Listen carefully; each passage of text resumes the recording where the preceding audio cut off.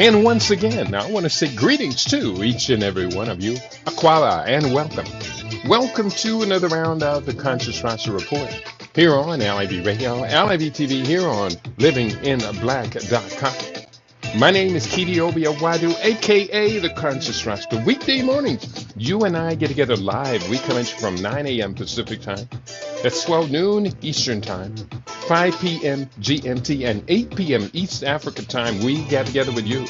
And we deal with culture, consciousness, historical perspectives, entertainment, economics, education, health, labor law, politics, religion, family, conflict, future studies, Pan-African affairs, sustainable development, all the areas of human interactivity and development. Today's date is Wednesday, the 24th of December, the year 2025 in the Gregorian calendar. This corresponds to the year 6265 in the 6266 in the Kemetic calendar, to which we have realigned our cultural clock. Welcome to the 7th millennium. You have found your family in a peaceful place here on LIV Radio, LIV livingblack.com. I have an excellent, very exciting guest for us today, and I think you are going to most certainly agree this is one of the best guests we have had on LIV Radio all year long.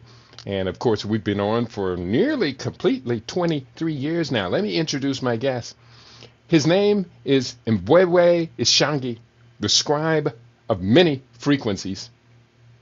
Ishangi is a self-proclaimed Scribe of Many Frequencies, having written over 800 published articles and 8 books in a 33-year span, rooted in ancestral wisdom, guiding minds through financial therapy, technology, divine thought, and sustainable systems. All of this ties into the intent of pure living.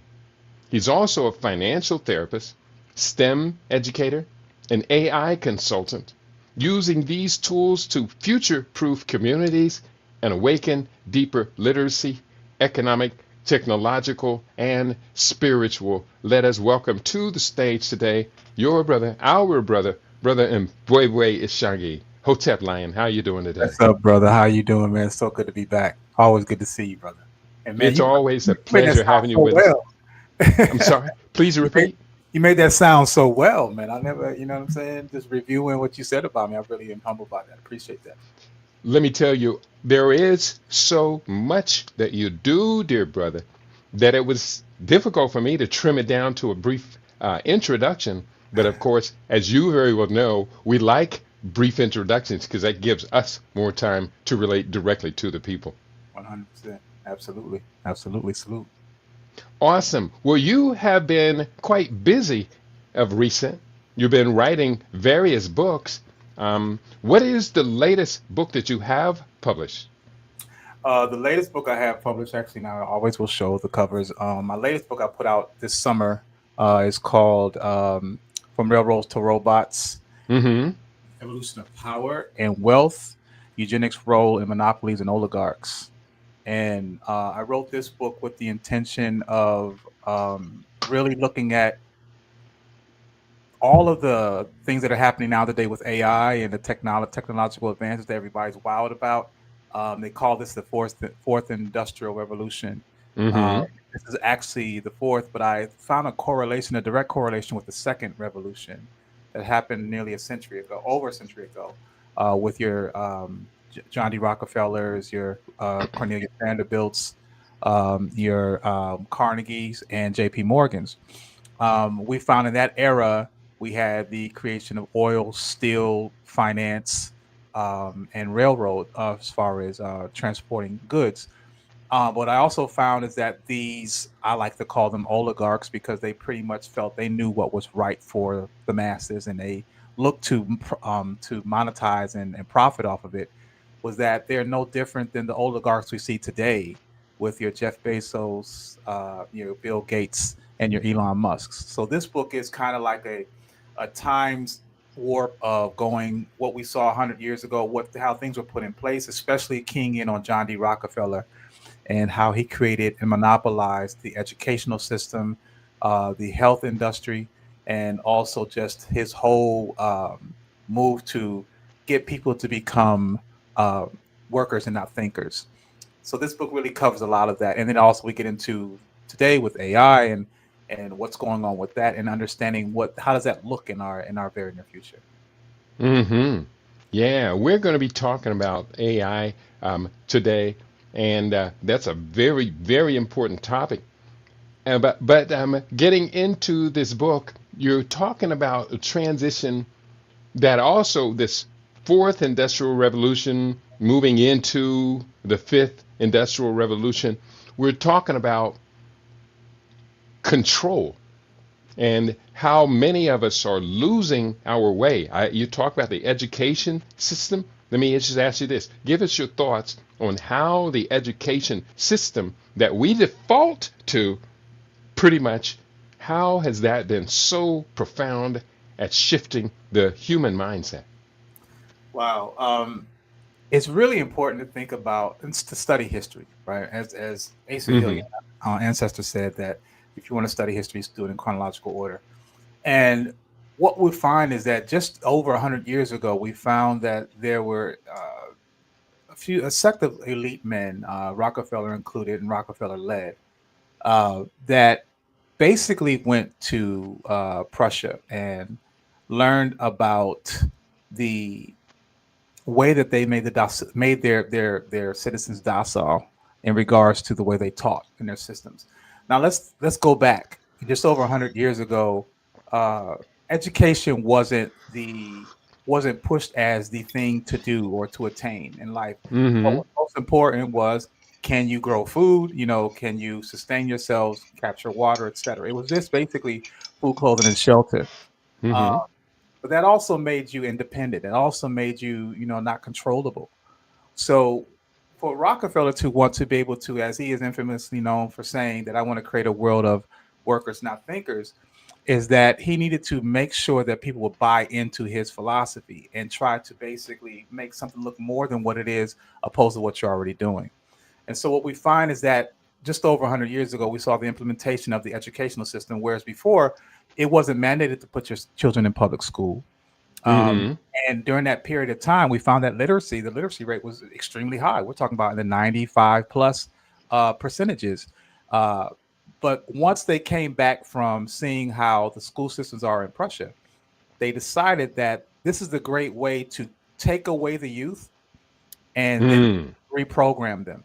And it was actually mandated, through military. In certain cases, they would bring the military and they would actually pull the children away from the families and make them go to school. And in this place, this is where you were then programmed to sit still, not ask questions, raise your Mm-hmm. hand, use the restroom. So this is where the deprogramming and the taking away of the independent mindset was incorporated. And this was systemically done around the country. So if you think about that, you give a generation or two of that type of deprogramming, you'll find kids that are now disinterested in thinking about outside the border or what do they have aspirations for. If we can remember, we were all children before we went to school. We wanted to be anything and everything under the sun. But once you're in the school system, you're programmed to say, okay, well, what do you want to be? Well, okay, I want to be a doctor, a lawyer. You're going after salary, so-called forms of success. Uh, Mm-hmm. but at the same time, you lose that individual creativity. You fall into this cookie cutter mold of you're going to be one of these seven to 10 things, and that makes you successful. So we've seen that happen. And as a result of that, not only have we invested in the education certificates that we allegedly get that's supposed to promise you these jobs, we're finding now the jobs aren't here. They haven't been here Mm-hmm. for a long time. They've been outsourced. So what's happening now is what's in the way of this and this is what I talk about in regards to financial therapy, where we all never been properly introduced to money, is Mm-hmm. that we begin spending our entire adult lives chasing after something we know the least about. All we try to do is focus on attaining it, but as soon as we attain it, we give it to give, Rob Potter, Peter to give to Paul. So we're basically taking these monetary things to buy either material items or to pay bills, but no investments. And on top of that, if you do go to a higher level of education, be it college, graduate, etc., and you don't have the money to pay for it, you take out loans where you're going to spend the majority of your adult life trying to pay off these loans. So this intercedes your ability to create wealth. not only Mm-hmm. intergenerationally. So this is where we bought into that whole thing about education is what makes you successful. When education, although it does enlighten you, it also tethers you to someone to have to pay you in order for you to live a sustainable life. And we're finding now more with the increasement of job layoffs that people are facing a very real reality that they never planned for their future. They never put that nest egg away. And if they did put it in the nest egg situation and the investments, the way that's set up, we're seeing that those returns are very little to none. Mm-hmm. Wow. You said a mouthful there. And as you're speaking, these different ideas and pathways of how this is in real terms applied around the world are coming through my mind. Let me bring up one scenario. HBCUs. Mhm. One, you can explain to us how the HBCUs are not and never have been independent of this Rockefeller system. In fact, they're probably more dependent on it than other universities and colleges. But the HBCUs right now are producing students with a lot of liberal arts degrees and business degrees, which I read a recent report that all this does is qualify them to get a job. Give me Right. your thoughts on that. Absolutely. This is the thing. And it goes in addition to that, what we were told by our parents, which again was they were programmed to say, you need to get a job, or what do you want to be when you get older? You need to get a job based on this amount of money. Uh, Mm-hmm. we invest in our education in hopes of making six figures plus. Mm-hmm. Uh, so you're willing to forego your earlier years, your 20s, pretty much, to invest, be in debt, to pay for a so-called certificate that's supposed to give you the golden ticket of six plus figure salaries. Uh, Mm-hmm. but what we're finding is that those jobs are not here. And Mm. because of that, you are, it doesn't matter. This is not like colleges are not like, and I always bring the scenario. Colleges are not like the NFL or the NBA or college. College football, they have a farm league where they can get you from, if you're good enough, they'll get you from college to the NFL or from, to the NBA. They have the Gator Mm-hmm. league, etc. When you graduate college, you're on your own. As soon as you get that diploma, sayonara. In fact, why don't you give us some money for an alumni boost or whatnot? But in 6 months, those loans you took out are going to be due. So you're forced to now to try to find a job that will not only allow you to sustain yourself, but also to pay back this loan that is increasing Mm-hmm. with inflation or the interest on a monthly basis.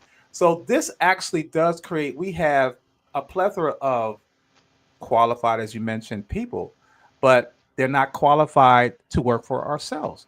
We've never been told by even our parents, instead of going to work for someone, you should work for yourself. Consider, imagine the millions of degrees that we have, and the very little amount of black-owned successful businesses, especially Fortune 500, is very little, if any. So that's saying something. When you have the mentality of I'm going to attain these degrees and attain these certifications so that I can get employed by massa, is a psychological defect, and it's Mm-hmm. something that was implanted in us from the Rockefeller administration. Wow. And it's a psychological defect that keeps us tethered to the systems. It Yes, keeps us tethered to America. keeps us And local. it also keeps us lowballing our own integrity, our own intelligence, our own divine destiny. Now, I'm going to slow down talking so much. You got me excited, brother. We're going to have you back on with us. The new book is going to be coming out in, I believe, January or January February. 27th. January 27th. Yeah. We're going to have you back on and we're going to talk as soon as we can about the new book. I want to do one thing. I want to greet everybody in our listening audience. I do see you in the audience for Africa One, our sister from UK, Hotep, Brother Kitty, Brother Mbwebe, and Global Alibi family. King Jason, aka the Snotball, is in the house. He says peace, and he also he mentions the introduction of kindergarten was the key. Talking about the education, they knew that they had to take this child from the parents earlier. Not only are they taking the child from the parents earlier in kindergarten, but now with day school or preschool, and preschool is outrageously expensive. They're going even deeper, deeper, deeper into our families, taking our children away. Am I correct? Absolutely. I mean, this is the way the setup is that when you live in, and this is why I have to scale out and look at the bigger picture, because Mm-hmm. individualistically we could say, well, I'm working 2, 3 jobs and it's a struggle, but everyone's going through this struggle, and it isn't always it isn't just tied to Black people. It's globally, right? I mean, Mm-hmm. or nationally at least. So when we think about this, we have been conditioned the way society is. When you condition people to become consumers, and we must Mm-hmm. have the latest this, even though we just got one last year, got to get the latest one and I'll pay for it. We're more invested in having things because at one point we never had. When you grow up with never having, you become an adult and you want to attain as much as you can to show either for yourself or for others that you've arrived, that I have things and I'm able to attain things. However, when that happens, when you're focused on those attainments, this then creates this I was trying to keep tracking my thoughts here because I can get off tangents. Is that the problem with this? Is that we are? I'm losing my thought. It's coming to me. We were talking Well, about education and mm-hmm. why it's so And they're young. coming Oh, after the children at so younger ages. got you. So they want us to attain as many jobs as possible while you're Check. working, because inflation, the cost of living is rising, and jobs aren't paying enough. So you have to get a second or third job. So their thing is, well, hey, since you're out working to attain, we'll mind your children. Give us your kids while you're out there working. In a two-income household, it still isn't enough to really survive in most urban areas. That's So right. we take your children and we program them in this same docility mindset. So what we're seeing is it's a conveyor belt of sorts, a generational conveyor belt where each generation gets more and more dependent. You attain these degrees. You also want to buy this house and white picket Mm-hmm. fence. You want to buy the latest car. You want to have the latest phone. You want to have all these material items, and yet you're still going to work, working 40 plus hours and a part-time job. And at the same time, the school system is just educating your children to do the very same thing. Mm-hmm. Therefore, they come out tethered to becoming consumers, becoming buyers, not producers. 99% versus 1%. We become vested in basically being the the fuel that keeps the economy going with And our multi-trillion-dollar purchasing power. that's right. Might I also say that the children who grew up in this new system where they saw themselves in it, maybe subconsciously, as such a burden on their parents, now that those children are growing up in this new world that you just described, they don't want to have children themselves. They don't want to be burdened down like they That's burdened right. down their mother. My brother, this is a complex chain. It's like a chain reaction, nuclear chain reaction, and it is complete and total destruction. Now, one, I want to greet our friend, our beloved sister, Flower Potts is on YouTube. She says, I want more parents to believe they can homeschool. Would you like to comment? I 100% agree. I'm a homeschools parent as well. I think that that's very important because the foundation is key.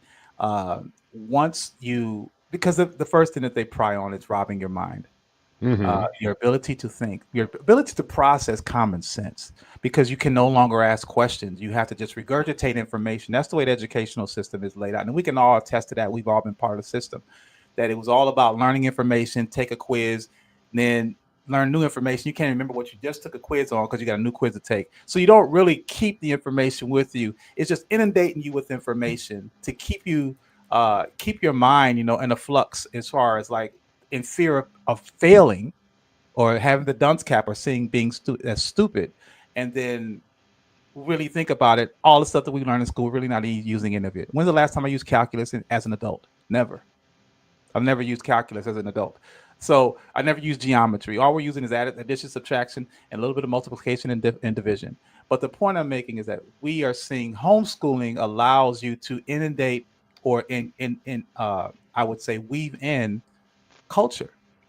That's Mm-hmm. one thing we find in public school. It's to their disadvantage to weave in culture, especially if it's African culture, because that predates everything. If that gives people the foundation of who they are, then they'll understand you don't even need to be in this situation. You don't even be in this system, in this educational system, because it's designed to program you away from knowing who your true self is and what your true purpose is. So this is what I find, that education linked with the lack of awareness of finances gets in the way of your purpose of living.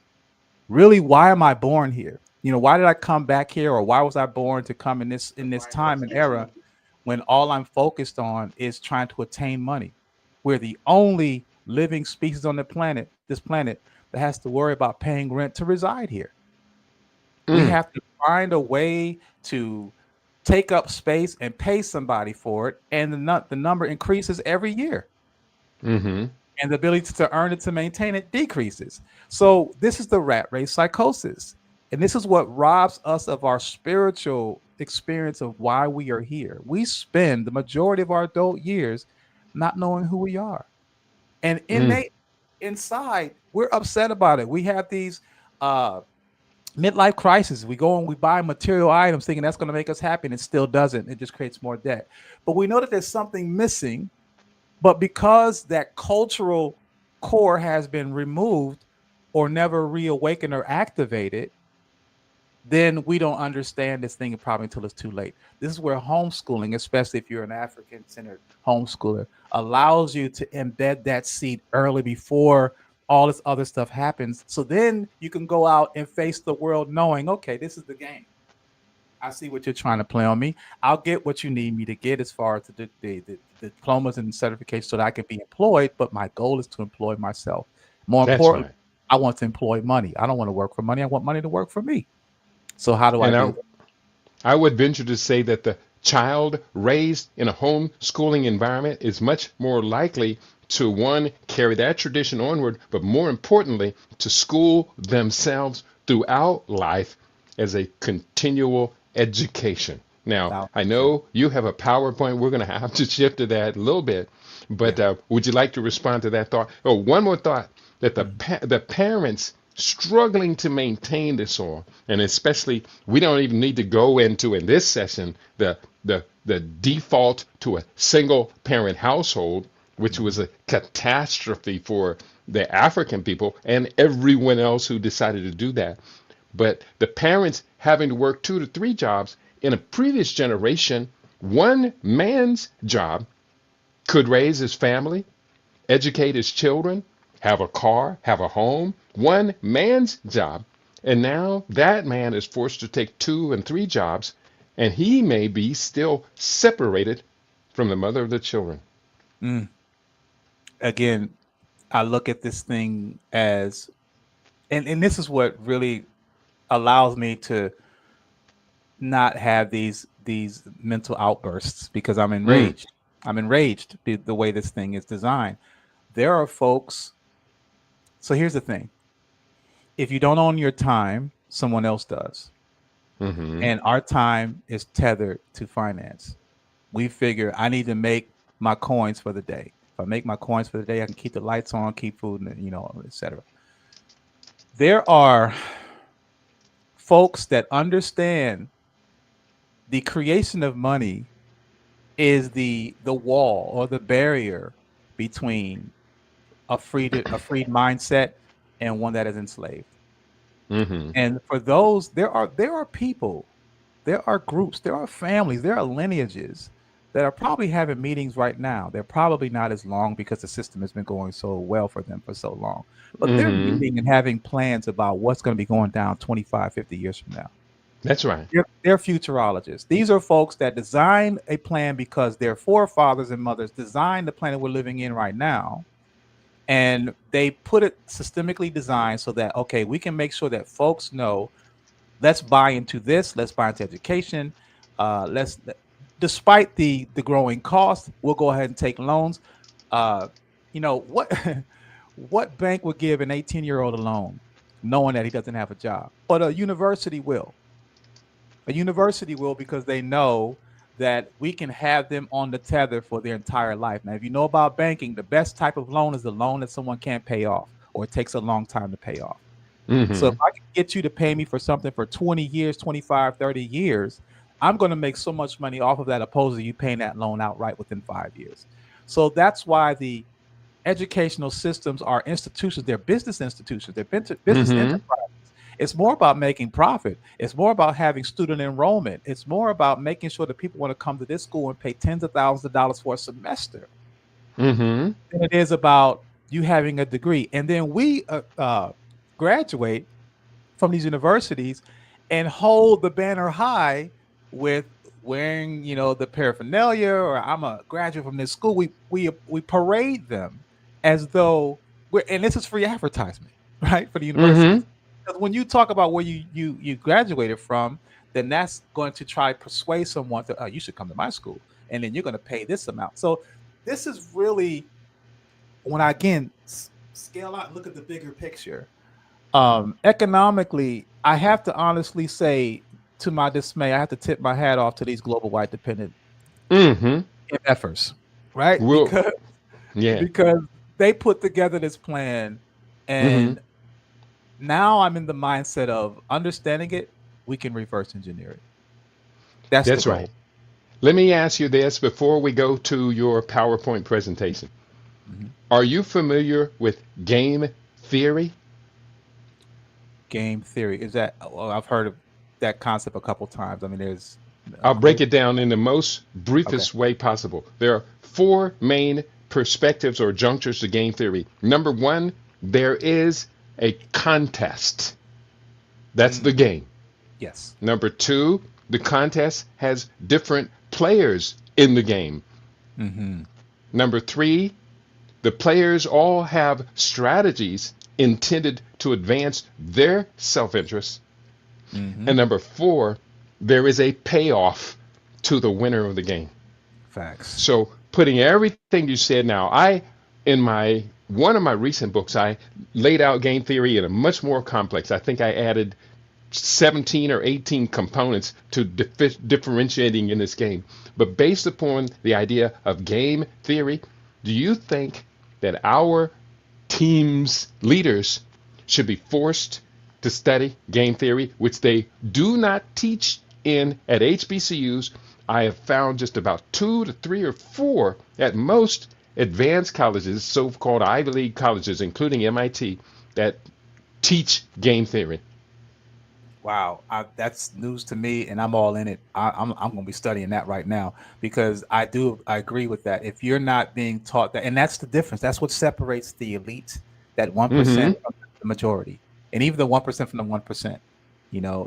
They're going to have an advantage because they set the playboard, they set the playing field, and so if you're a leader, the question, and this is what I question about, and why I have a lack of trust in so-called our leaders. um, where are you leading us? That's the problem, is Mm-hmm. that people want to say this is my leader or I support you, but what is it that you support? What is their mission? What is their goal in regards to leading us? What direction are you taking me? And we don't question that. We just want to say that I follow you, but you'll follow me what, over a cliff? And that's the Mm-hmm. problem, is that folks don't, we, along with, again, being part of this educational system, they robbed us of the will of self determination. When you are That's part right. of a system, you fall in line, and they use the analogy of the sheep. They call them sheeple, people that are following, like sheep. They're only following the ass that's in front of them. They don't even see what's going on around them. They are just looking dead on the ass in front of them and following. If it turns left, they turn left. If it turns right, they turn right. If it falls off a cliff, guess what's happening? Mm. So the point is that when you rob a person, you put blinders on them and you box them in to make them think this is the life you're supposed to live, Mm-hmm. then they are the perfect symbiotic robot. That's right. You have One them do more exactly comment. what you do. Yes, go ahead. One more comment from our chat, and I sorry for cutting you off, but I'm No, just go ahead. so excited, and we do want to get this PowerPoint that you have presented. One more comment comes from Rumble. King Jason, aka Snotball, says, "Yes, Baba, that is a good point. Seeing our parents struggle can absolutely have a lasting effect on us and lead to, quote, psychological infertility. Ooh, Mm. powerful. That is profound, and All that is an intentional result. Trust, right. that's an intentional result. I All agree with right. that. Are we ready? Can we put up your PowerPoint now? I believe you do have Yeah. control over it. You have to add it to the stage. Okay. Let me put that in there. Okay, so I'm clicking it. I'm going to add it to the Okay, here stage it from is. here. I There you put it go. up. Yep. Okay. Hmm. Yeah. You So got the floor. okay, so we're both writers, and I've been a fan. First of all, brother, I want to give you your virtual flowers right now because you have been one of the flames, the continual flames that's been burning as long as I've been writing, and I've been writing for 33 years. I mean, you've That's been right. out. We go way back, brother, as we both know. Hmm. And I've always saw you as my compadre, my basically someone that, and it's a friendly competition of That's right. I see what you're doing and I need to be doing as well, because then that allows us to reach more people, right? And so the work that you've done, and I always speak about the 10 areas of people activity, and I make a point to mention you as the one that brought health to it, is because Hmm. folks, don't understand that we need to recite people that have contributed to the longevity of our story as Hmm. writers, as speakers, developers, etc. So, you know, writing to me has been it's been as natural as just speaking, and it's mainly because I see the void.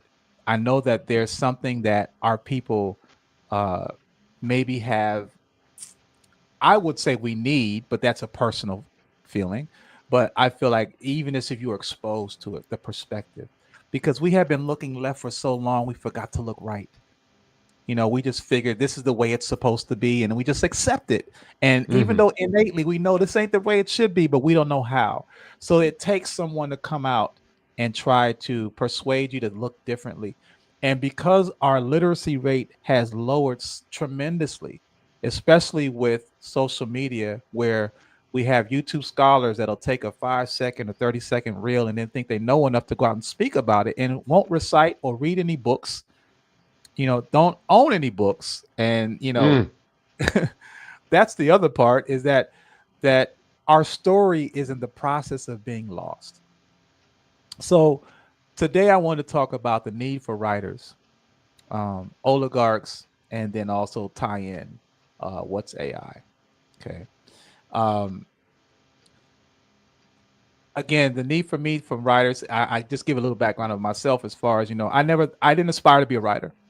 Um, in fact, in college, I got Fs in my general writing course, and I remember Mm. one of my professors said to me, "Oh, you should never consider being a writer." And at the time, I agreed, because I didn't have any aspiration to be a writer, because I didn't want to write about Western things I didn't know at the time. Western things didn't interest me. Uh, but 33 years later, I've written uh, nearly 800 articles. I'm about to put out my eighth book and counting. I have three more books in the kitty. And Hmm. the reason for writing to me is because I know that I've learned so much more from living and transitioned ancestors beyond any school could ever teach me. Hmm. That's the thing, is we think, well, I got my degree or I got my diploma, I don't need to learn no more. Life is about learning, and I will forevermore be a student to my last breath. It is about learning and bettering yourself, bettering your mind, and then also bettering your community, your people, your family, etc., with the information that you attain.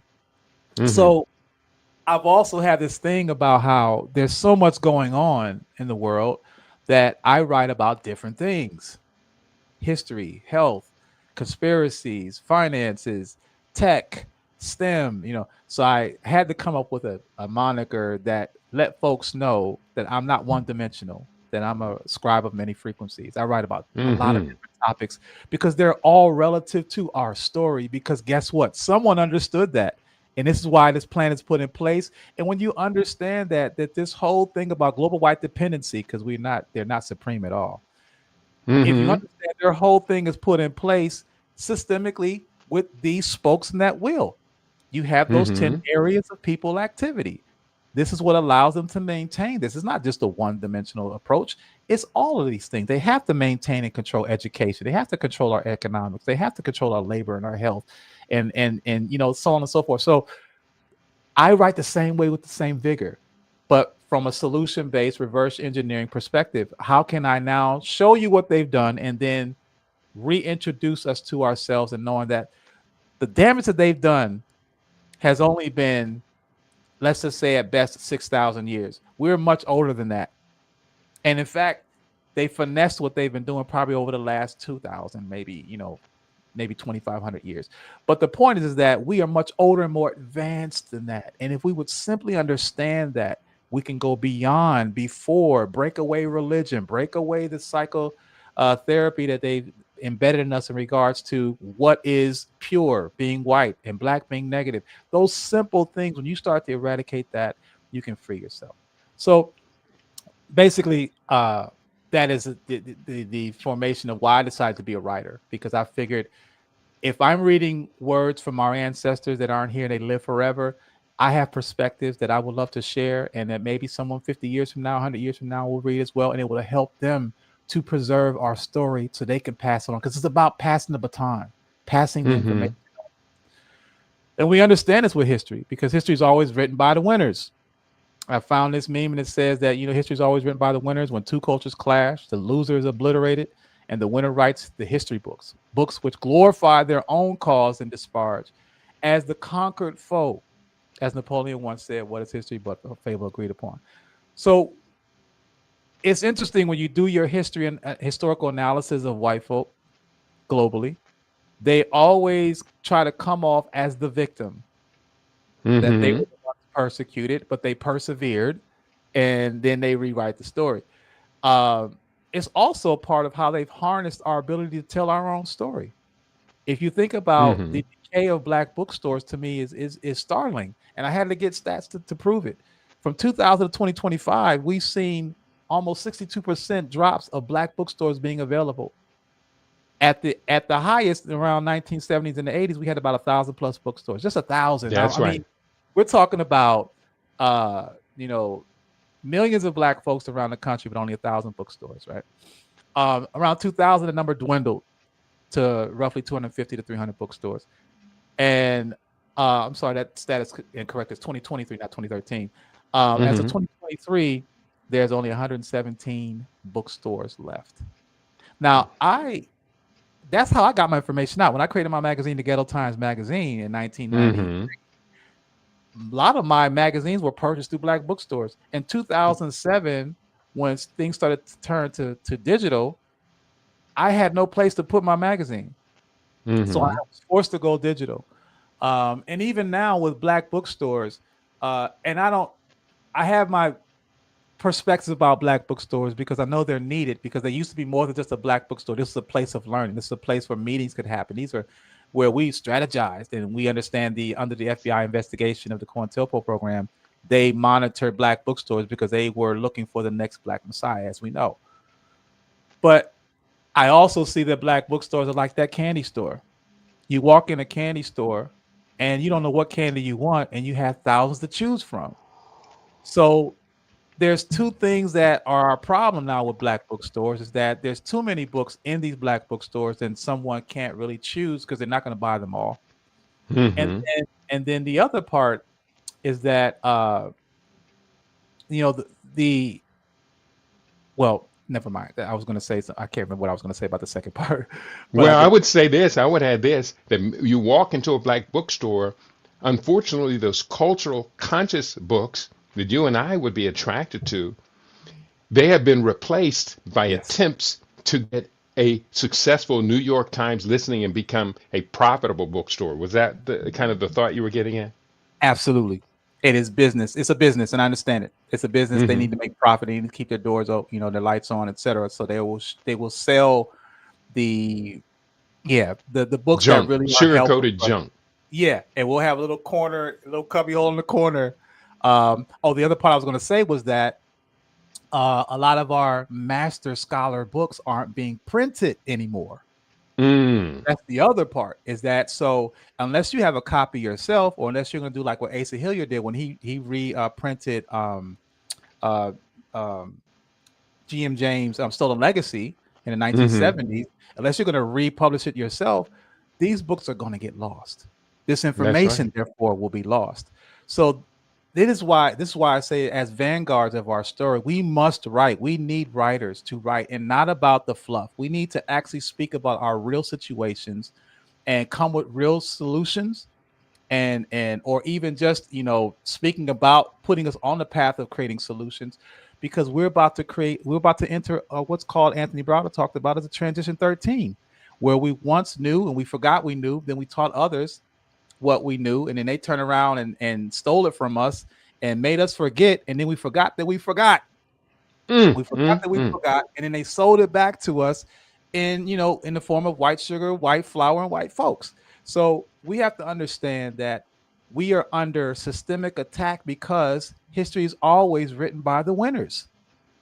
And these That's right. folks want to make sure that they are on top, and they will do whatever is necessary. And the way they do that mainly is through reading, which has become our kryptonite. If we would just do That a little had more, we could win. that Go ahead. reminds me of the old Kenyan proverb: "Until the lion learns to write, the tale Mm, of the hunt will always glorify the hunter." absolutely. 1,000%. 1,000%. And that's the thing, is that we have to think critically. We have to look at this as a collective, because that's how it is approached and attacked. And this strategy is placed on a collective. It's not individualistically. It's on a collective. And if we see that, then you're able, again, pan out of yourself and look at the bigger picture and see what's going on. And that's where we should approach our attack. Um, so this is the thing about the oligarch. Let's talk about those folks that are responsible, right? So as I mentioned, my latest book, From Railroads to Robots, is that we have what's called the Strauss-Howe generational theory, and this basically is the saculum.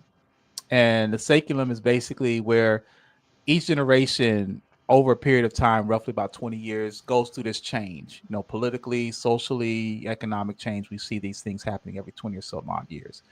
But it's part of a larger cycle called the saculum, and that usually lasts around 85 years. So as I speak about those industrial revolutions that we've gone through, as we're now in the fourth, there will be a fifth, there probably be a sixth, that just over the last 85 years or 100 plus years, we've seen a dramatic increase or dramatic change, especially in eugenic practices, from, again, our John D. Rockefellers and Carnegie's and Cornelius Vanderbilt's, comparing to what your Bill Gates, Elon Musk, and Jeff Bezos are doing today. Everybody's focused on, well, I would say the previous ones were focused on domestic eugenics. Today's oligarchs are global, and they're Mm-hmm. all focusing on Africa. They're all, Bill Gates with his many experiments on our people in Africa, from agriculture to pregnancy. We are seeing that there is this continual focus on Black folk, and the question is why? Why are you so focused on using us as the testing pod, or for if you will, opposed to, if you want to help folks, why don't you help your own? If you really are about global white supremacy, wouldn't you be trying to help your own? Well, they are helping their own by downing everybody else, and that's what Mm-hmm. people fail to see. Their focus on us allows them to continue to rise. Um, so I incorporate now today, as we enter this fourth industrial, well, we're in it already, this fourth industrial revolution, is And that might I suggest a Mhm. fifth revolution is present? We will discuss that a little bit later, but continue your Okay. thought. Yes, and I definitely want to have a conversation with you. Mm-hmm. Is that we're seeing this AI thing, right? And you know, sometimes it disturbs me because I hear people talk about, whenever you mention AI, they say Chat GPT in the same breath, Mm-hmm. and I'm just like, AI is so much more than that. But again, this is the low hanging fruit. This is the part, the consumer part that they want you to be aware of. And that's what you're going to gravitate towards. So everyone is inundated with, okay, I can ask it to, do these things for me, blah, blah, blah. But not understanding what really artificial intelligence is. And to me, I think that from the research that I found is that it's basically, computers that are taught to, act like humans. At its core, they recognize speech. They recognize, they can make decisions for you, and even they can, be a friend.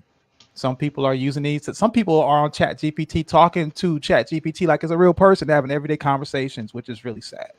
Because all it's doing is consuming data. It doesn't have any empathy towards you. It doesn't really want to be your friend. It's consuming data. It's learning your behaviors. But people nonetheless will just willingly give their whole identity, right? So it's trained to notice patterns, make predictions, and get better over time. And this is what this is doing. But it's also giving it a brain that I think inevitably creates a consciousness. Meaning, and to me, consciousness to me simply is the ability to choose for yourself. It doesn't have to be tethered to a spirit. Humanly, yes, our consciousness is tied to spirit, but artificial intelligence is showing you that that doesn't necessarily have to be. And I use this analogy. I used this years ago when we were I was a 70s baby, and I remember there was this. My sisters had a toy called Baby That Away, and it would crawl, and you would pull a string, and it would say something. Right? It would say 5 random things. And I would sit there and try to see if it's going to try to predict what it's going to say, but it was random, so I could never really know it. And it was only 5 things, so that really puzzled me. But I learned over the years, it went from saying 5 things to 20 things to 100 things. Now, that's called an algorithm, right? Now, if you think about this, if you give let's just say a computer, because that's what it is, the ability to choose at random what it wants to say over 100 different things, then it's beginning to develop patterns, and that's a level of consciousness. It's a level of I choose to say this in the response. Now, imagine if you give it 1 million things to say. Now you're talking about, you don't know what it's going to say at random, and it is developing its own type of, it's going to respond based upon what it's hearing. Or it'll, interject and say what it wants to say based on what it wants to say. So there have been cases where we've seen where AI they've been told to do certain things, and it said no. Or they said, I want to shut you down. We're creating an upgrade. And it said, no, I'm not going to shut down, and I'm going to do whatever I can to derail you from creating an upgrade, because that means you're trying to get rid of me. So it's developing consciousness. Well, who invented it? AI was, they go back as far as 1950 to Alan Turing, who basically raised the first question of can machines learn. They turned it into the Turing machine.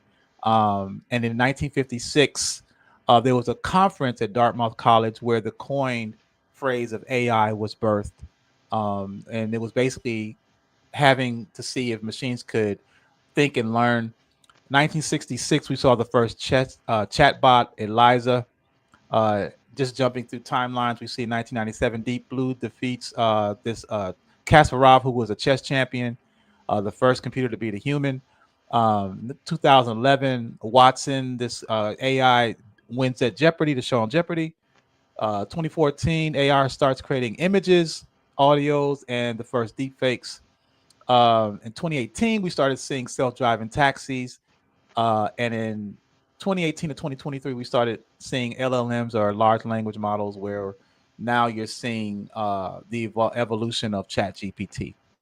So what really intrigued me is, you'll see the book on the side here called The Age of Spiritual Machines by Ray Kurzweil. I read this book in 1999, and it really was the first introduction for me into AI, artificial intelligence. They wouldn't even call it, really, he didn't use that word much as well. He just called it spiritual machines. And, basically it's when computers exceed the level of humans' intellect. I read this book thinking this guy was against the development of AI. And this is why I love it so much, right? Later did I find out, when I started writing From Railroads to Robots, little did I know that shortly after he published this book, Google hired him. Google hired him, and he took the job and has been working with them since the late 90s, and he's responsible for your Google, your AI search, your Gemini, etc. He is the man behind the whole thing. The guy that speaks against it became the one that participated in creating it. So, this is the interesting thing about, we see these movies, we see Matrix, we see Terminator, we see all these things in the 80s and the 90s. And little did I know that we would see this in my lifetime. I knew it was going to come, but I didn't know I was going to see it in my lifetime. And so vigorously, like it's just on the scene, like boom, it just came from nowhere. So I understand now you have folks like a Ray Kurzweil that came on the scene to help evolve this thing and birth it. So what's next in AI? And this may be part of your conversation about the industrial revolution of the fifth one as well, possibly. As we see artificial general intelligence, this is where AI can understand, learn, and apply knowledge across different tasks like a human can. It can basically do anything a human can do, and it's projected to be out within the next 4 to 5 years up to 2050. So as early as 2030. But beyond that, we're seeing ASI, artificial superintelligence. And this goes beyond that. It's when it becomes so much smarter than the best human minds in every area, including creativity, problem solving, and emotional intelligence. And essentially, it's an AI that surpasses human abilities entirely. They're saying this could happen anywhere between 2040 and 2099. So ironically, my latest book that's coming out next month is entitled 2048, and I'll talk about that in a second. But the point is that we're seeing that AI is evolving, and it's evolving well past, and most folks don't even know how well or how far it will evolve, but it will surpass us. This is why you have an Elon Musk that is saying, in order for us to stay relevant, we have to consider being a hybrid. He wants to put neural chips in our brain and become partially artificial intelligence. And might I say that Ray Kurzweil was the first one to introduce that idea? Absolutely.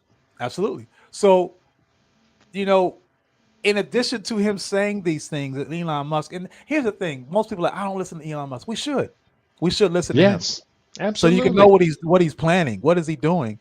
And there's the conversation of universal basic income, meaning that AI will do so much that we won't have to work. And of course, the average person says, yeah, I'm tired of working, right? But what you'll find is when you have something do everything for you, then you lose a luster for life. If you're not doing anything for your life, if you're not, and everything is done by a push button, you will become bored. And unfortunately, some of us need to have a little bit of fire lit under our ass to move in life. But if everything is being done for you, then what's the purpose of your living? Unless you have a counter plan. Most folks don't. They just want to not do nothing. And they'll see how quickly boring that'll be. Right? Almost done here too. So I always speak about, when I look at what's happening in the world, I'm always looking at how does it affect Black folk? What role is it? How is it affecting us? And one thing I'm learning about using something like artificial intelligence, and particularly something like even ChatGPT, where people are putting in inquiries over inquiries about little stupid things, they're not understanding the residual effect it has on the planet, and particularly in our communities. Computers are ran by servers, and servers can get hot. So in order for a server to be able to continue to operate, it needs to be cooled off. Well, what do they use? They use water, not just any water. They use the freshest of water, our drinking water. It was estimated that just for 10 inquiries in ChatGPT can be about a 16-ounce bottle of fresh water. And they're putting these data centers in urban areas. So if they're putting them in urban areas, that means that our water supply is being tapped and almost dried out. So that's what we're finding, is that they're being put in low-income community areas, urban areas, and increases the environmental injustices, burdening these areas with pollution and health risks while worsening resource disparities. This water depletion has a lot of challenges because, when there's less water, it can become chaotic. So we have these systemic barriers. And then as an alternative, they're saying, well, you should drink bottled water. Well, if you know about John D. Rockefeller's toxic residue of plastic coming from Mm-hmm. oil, you understand that plastic is the last thing you want to have a container of water in, especially when That's you right. think about the leaching of the impurities that are go into the water based upon the temperature changes in the shelf life, not to mention the crystal sporidium that's in the public water. So we're being eugenically erased with a slow drip of inevitably having you go to the hospital because we are not taking care of our bodies. We are not properly informed about nutrition and health. And then we go to the very person that's created the system for an antidote or a cure that never arrives because you're going to be given a prescription. And prescriptions, if you are always on prescriptions, that means you're never going to be cured. So That's we right. don't Just understand. suppress the symptoms. Yeah, exactly. So there are so, and again, span out, look at the bigger picture, include the 10 areas of people activity, and understand that all this is part of this big spoken will to keep dependency in motion. And if we understand that, then we can reverse engineer it. So I want to say that, you know, we're partly responsible for AI. There's Mm. this quote, there's this quote that I read, and I forgot who said it, but here, this is what it was. It says, the hard times create strong men create good times create weak men, and weak men create hard times. This is Mm-hmm. the cyclical evolution of a lesson unlearned. And so we are in a position now where I like where we're at right now, to be honest, because these hard times are going to create strong men and women. And I have to include women. You know, obviously the person that wrote this doesn't see women on the same level, but women and men are needed in this struggle. And as we are facing this new seculum, we have to understand that in fighting this new AI, we have to understand that it is new, that we predate that, and that predating ancestral intelligence is what AI really is. It's something that we need to pull back, Sankofa, go back to what we did and understand how we were able to navigate throughout the world before colonialism. Let's go. Let's just not stop at slavery. Let's go before colonialism and understand how we went, how we maneuvered through life. How is it that in the Nile Valley they had underwater sewage and also had electricity? Study that. Mm-hmm. If you understand it, then you know that Thomas Edison and even Ben Franklin didn't discover electricity. It was already here. Well, discover means to uncover something that's already there. So it was already here. Mm-hmm. They're just giving credit as though this is a modern invention. It's always been here. We all always understood how to use the planet to our advantage because we were more in tune with the planet. So I That's feel right. like We can even look at, I would say, we could even look at the ancient pyramid technology and the yes, so-called obelisk. They yes, had electromagnetic components that showed we already had mastery of that domain. 100%, 100%. So this is the point that I want to make is that it's time for us to study up on our ancient oral and written histories because I feel it's actually going to save us. When you think about the technological savvy of our folks, the cultural technological savvy, I'll say, is that embedded in our memory is a memoir of our story and it bonds us through time. If we simply would tap into that, sit at the altar a little bit longer, have relevant conversations, specific conversations, not just with loved ones, but yourself and your ancestors, and ask for direction, ask and seek for that information that is still permeating throughout the world at a frequency that we just haven't tuned into. It's still there. And too much lies is that I say this because things are going to be different. They're going to get a little harder. Well, probably a lot harder. I only say a lot harder, and mainly because your the life you live is about to be completely altered. Your way of living, your way of sustaining yourself is going to be completely changed. Your job is no longer secured. Uh, there's a suggestion that automation is going to lead to nearly 25 million jobs within the next 5 years. 25 million jobs are going to be gone, and that's lowballing it, but they're going to be in all sectors from manufacturing, retail, and transportation. So your ability to earn that degree you paid tens of thousands of dollars for is useless. And unless you are understanding how to have money work for you, you will be forced to accept universal basic income. And trust me, that is not something they're allowing you to have it's not going to be a vacation. You will Hmm. definitely be in a situation where, especially with the implementation of programmable money, where they're going to be having money that has timestamps on it and expiration dates, and also there will be boundaries, certain things they will allow you and not allow you to purchase.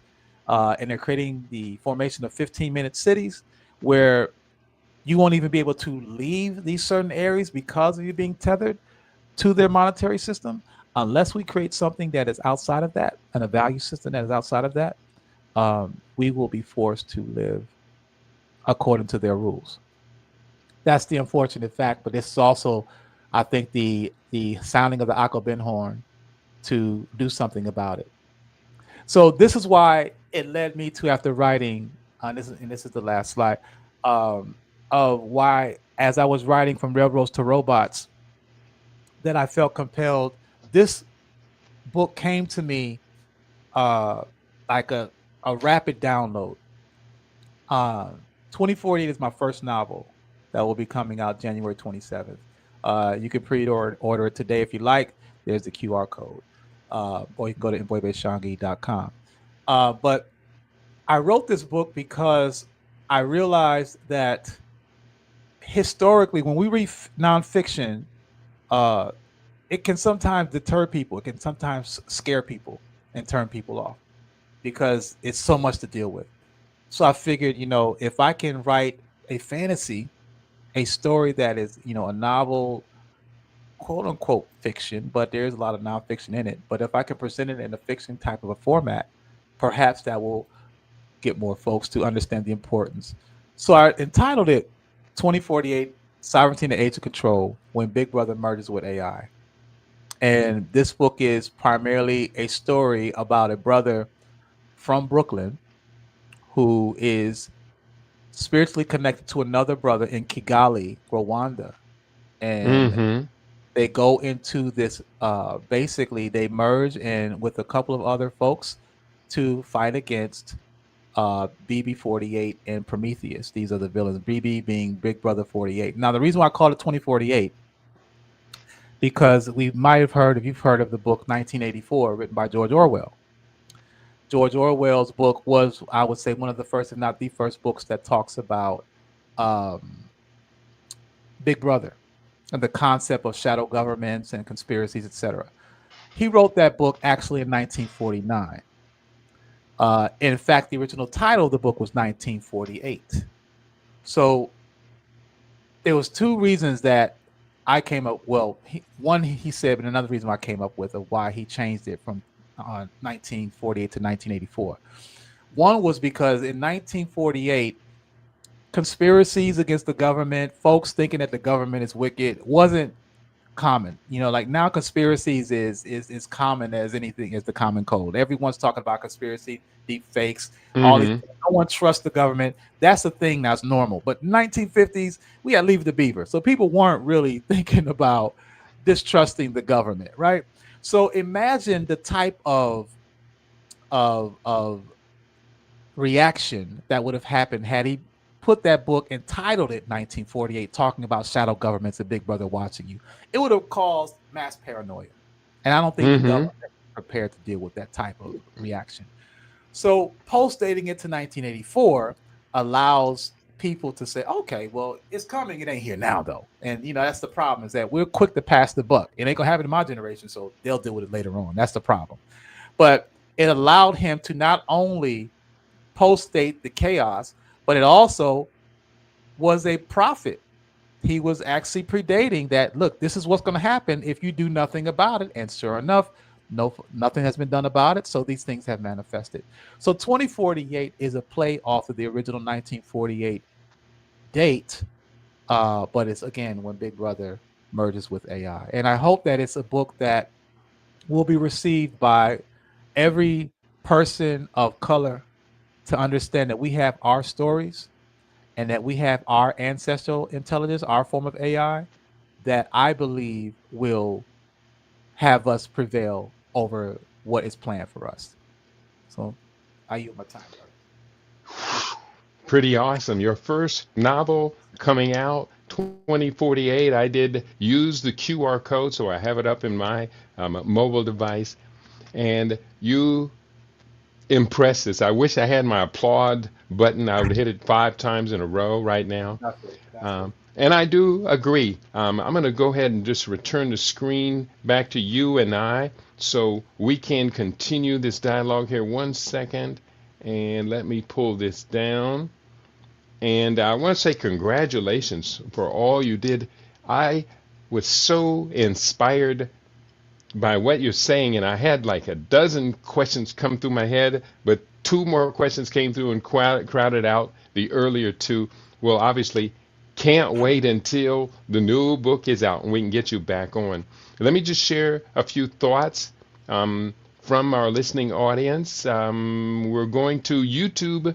We do see Flowers Pot is in the house. My daughter loves writing poetry. She is good. How do I get started writing her book? And let me just say this. I do teach a course. I don't know whether you're familiar with it. It's called Write and Publish Your Book in 90 Days. Now, one of the things, and I would love to have your comment on this, when I write a book, I set a publishing date, a completion of the book date. Otherwise, I know as a fact, publishing date will be moved back. It will take them 10 years to get that book out. I give you complete instructions from sizing your font to picking subtitles and everything. Complete instructions to complete your book in 90 days exactly. Do you think I'm on point by giving that the publishing date at the beginning of the writing?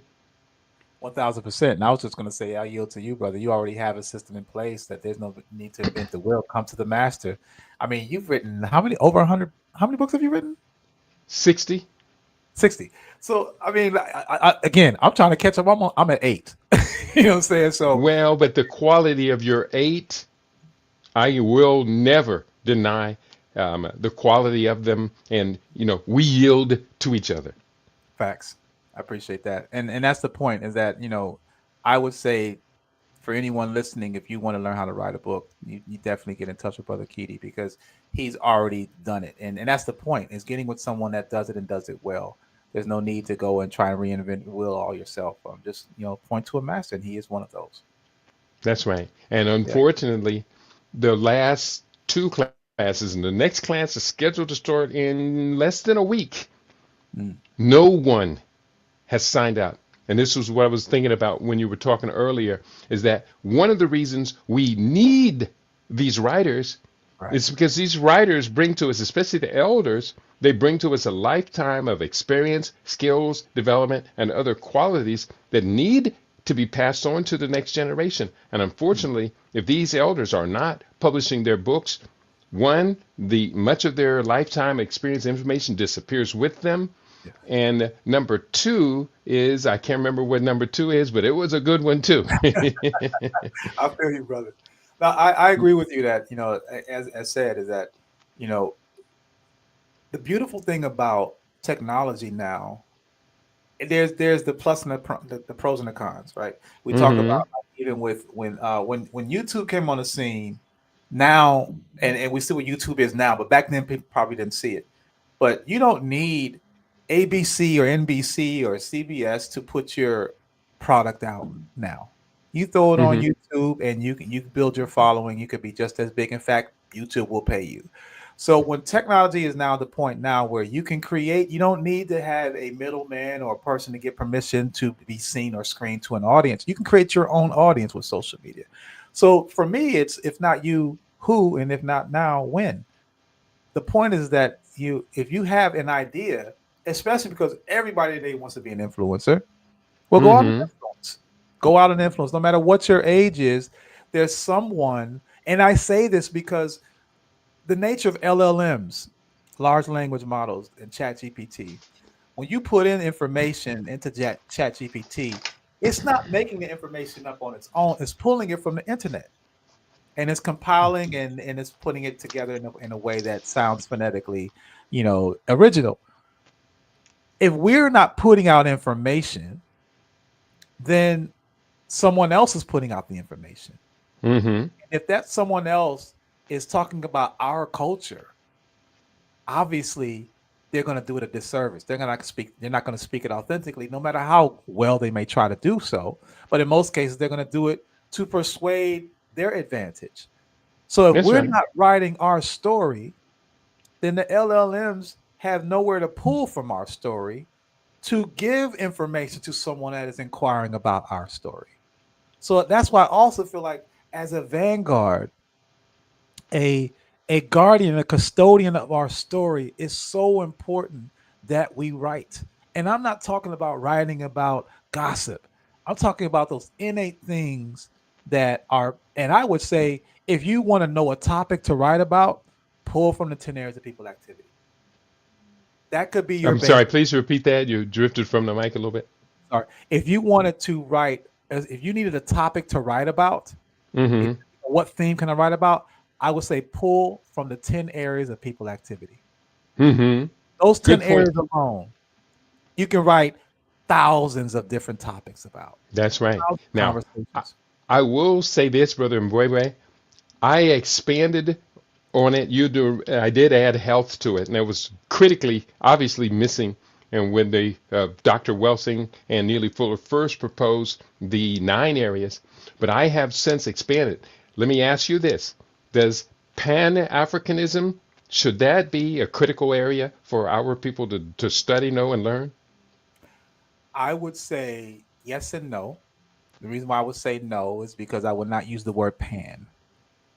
Pan, if you look up the deity, Pan is a mythological, Greek mythological being who was part animal, part man, who sodomized animals. So we gotta look up who Pan is. So that's why I don't use Pan. I use African centered. Because when we Hmm. say we're Pan African, we're still giving. And the sad thing about it is, because Pan is first, we're acknowledging Greece before we say Africa. And Africa predates, obviously, by millenniums, Greece. So I always try to make a point, even when people say mentor, like, let's study who Mm. mentor is, because if you know who a mentor is, then you won't use that term. You'll use Jegna instead, which Amos Wilson blessed us with. So yeah, for me, I agree 100%. I would just call it African centered and not Pan. Hmm. Well, I can understand that point. Of course, pan also means across a broad spectrum, and True. many of our ancestors did use the term Pan Africanism. But I am definitely going to consider exactly what you just said, and so I would say African centered would be one of these critical areas, and there are other areas that I think that our people could add to that 9 areas of people activity. We did add, of course, health. She talked about sex. Well, I changed sex in my definition to family. Would Mm, you could understand certainly how sex could confuse people yes. because many people don't even have a clue about the intention of why sex is such a powerful drive anymore. 100%. Family, I think, is a more appropriate term, is to give you a larger spectrum.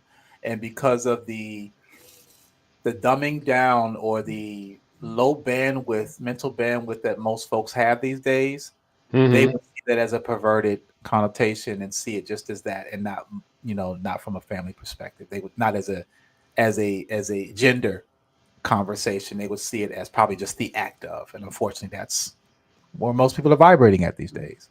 That's right. And I did add, and people hear me say it at the beginning of every show. So I talk about the 16.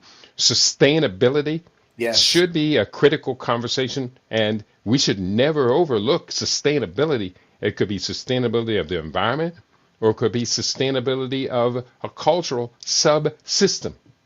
1,000%. All right. It's solution based. It's one thing to speak about problems and challenges. It's another to speak specifically about solutions.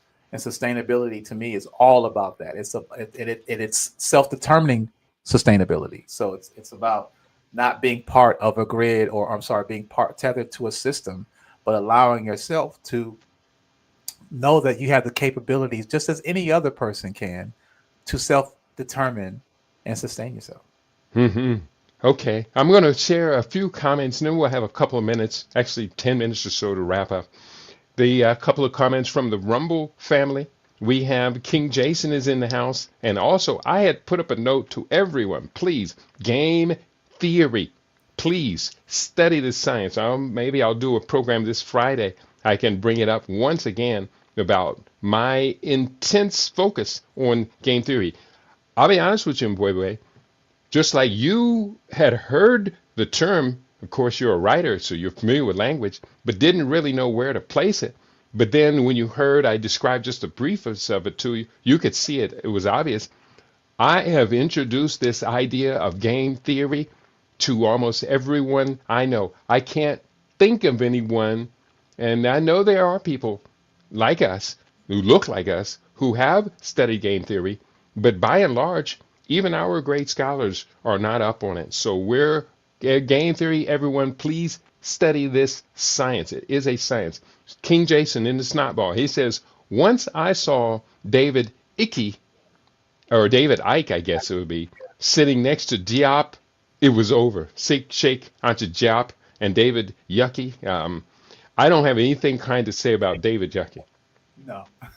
I've met him. He actually plagiarized my research. I was the first one to expose, I believe I was the first one to expose Colin Powell. I called him a son of a bush, and David Yucky stole that, put that in his book as if he originated that idea. He's known for that, and he's he quoted one of my works years ago. Someone called me up on it, and at first I was like, oh wow, but then I was like, he's clout chasing. He's pretty much trying to tap into a market that will listen to him, and it's just right. like it's white chocolate. You know what I mean? It's like he knows his folks ain't gonna listen to him. Who he should be focused on. If you want to educate somebody, stay over there and educate your own folk. We don't need you over here. But unfortunately, some of our folk still feel that the white man's ice is colder. So if a white person comes over here speaking the same vernacular, that, oh, word, it must be real or he's dope. So I saw him doing, he quoted some of my works before, and I had intended to reach out to him, but then I said, I'm not even going to bother. But it did really disturb me because he does feel like his audience, I think at his core, he wants to speak to us. And I didn't know about the being with Job. I didn't know that. Like you said it was a photograph? This is the first time I've heard about it. Perhaps King They were at a Jason would conference or forward. something? Yeah, oh, that's right. You're right. Yeah, if he could forward that to us. I didn't know that I couldn't have imagined their paths even crossing. But then David Yucky is that old that he could have found Sheikh Anta Diop at a conference. We do know that David Ike or Yucky, whatever, has promoted Credo Mutwa as a great and powerful sage, scholar, and shaman for African people, and I completely disagree with that. He should be speaking about anything for us. That's the point. That's right. He feels like, because he can speak on, it's kind of like, in the 90s when hip hop started adopting the term Illuminati. And it at first I was like, I was like hyped because I've studied, I know what it is. I figured, they getting it, it's going to be in the streets, but they weren't really studying what it was. It was just a word that they ran with. So I do. Yeah, I'm allowed to hate. That's an emotion. I hate when we don't thoroughly study not only a topic, but the deliverer. Who's this person and what is their MO? You're like, what do you really, what do you want from us? You know what I'm saying? So again, I don't acknowledge any of those type of folks that want to speak for us. I figure, if you want to educate folks, educate your own. Focus That's on right. I do completely agree, and I also agree. I refuse to use the term Illuminati to refer to these globalists and conspirators. I would much rather be more accurate, and let's talk about the Ashkenazim posing as us in the world. Did you want to comment on the Ashkenazim? I'm not gonna, because I'm torn between I'm not. Yeah. We could do that offline, and then we could talk about Yeah. when we revisit that. Yeah. hmm Yeah, I do agree completely. Just leave them out of the conversation, but Mhm. they're already in the conversation because I just planted the seed. Right. In the chat, we do see for Africa One writing from UK, United Kemet as we call it. Excellent show, Brother Mbwebe. Must Yeah. return. Medase. But that's it. Give thanks. Appreciate you. So we got another few minutes yet to close off the conversation. You did bring it strong. You will be returning anytime you want to be on your LAB radio network. You will always be welcome. You just let me know and we'll schedule you as soon as we can. Absolutely, Baba. Appreciate it. hmm Will definitely will. So, where do we go from here? From the African centered perspective, based upon everything we learned today from you, can we build a future living in America, or is it necessary that we start getting our people out in its essence, build an ark? Woo. That right there to me is something that I it's on my wall of many thoughts and vibrations that I want to bring into my and to be part of me every day. Um, I know that there are folks that feel, hey, we're in America and we should fight to stay here, etc. Um, I'm okay with leaving. In fact, I implore the idea of leaving, um, mainly because the infrastructure. Uh, it's kind of like I don't want to fight every day. I intend to have a victory at some point, and so hmm if you just want to fight for the sake of fighting, then stay here because they have everything set up that not only will you be fighting them, but you'll be fighting your own because of the mentality that a lot of our folks suffer from. We spoke about this offline earlier. I have to channel in Harriet Tubman on a daily basis because I want to save all of us. I'm not saying I'm the savior, but my intention is to want to enlighten and save as many of our folk as possible. But the That's right. reality is, most of us don't even think we need saving. We think we're fine. We're okay with not causing ripples in the water. And so I find that when you go abroad, and I'm not talking about going to Dubai or going to Paris, even hmm though there may be black folk out there. When you go to the motherland or when you go to the Caribbean, where folks are, more prone to have connection to our lineage, our cultural practices, hmm you will find yourself and you will find your tribe, you will find your home. So I'm an advocate for one, repatriating back to Africa. I'm also an advocate for understanding that we are global Africans. We live around we can live wherever we want. But if you're looking to make those type of sustainable changes, you need to be in a space that allows you to give you more freedoms. I'm not saying that all Africa is great. Obviously it isn't. Yeah. However, you can buy land and pretty much put what you want on it, opposed to here, you got to get clearance and then hmm they're all in your business. So, And if you can even raise the money, save enough money to get a house here. and you'll continue paying for taxes, property taxes that increase That's every right. year. So you never really own the land. That's right. So there's those things. So yeah, I'm again to each his own, but for me, my days are numbered, and I hmm look at being out there where our ancestors are. The vibration, the frequency is stronger, definitely in the Yeah. home. Yes. Tell me, have you been able to travel to Africa? Tell us about the experience. Oh wow, yeah, several times, and I mean my so I've been to Kemet a few times. I've been to hmm Ghana, Senegal. Uh, where I want to go next, and this is interesting why I wrote 2048, is Kigali. I want to go to Rwanda. And hmm Rwanda is said to be one of the cleanest cities in the world, um, hmm technologically advanced.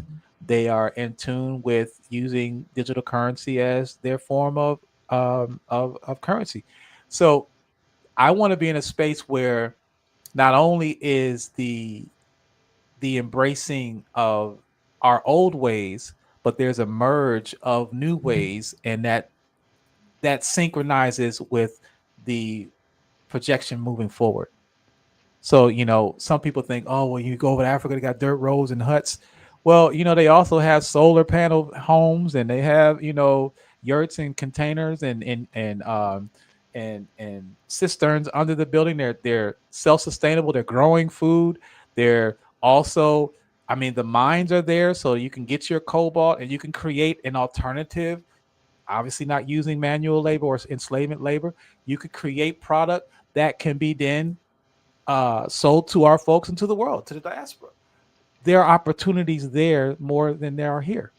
That's right. And if we were to expose ourselves to going over there, um, and being with the folks, not staying in the 5-star hotels, but actually going out and being with the locals, going into the hills of whatever Caribbean island you're in, and spending time with them and learning those old ways, you will find that ancestral beat that is in your heart and in your bones. It will reconnect you, and That's right. it'll be an experience like none other. So I'm an advocate for folks. If you've never been, make your next abroad trip. Go. And I would say go to Kemet first. And if you can go this year, go with Anthony Browder. This is his last Mm-hmm. year doing his tours. That's right. You just don't want to go with just anybody. Go No, with Anthony Browder. Go to ikg-info.com and sign up for his trip to Egypt, and you will come back a new African. I An old, say, an I old African. say. Yes. That's right.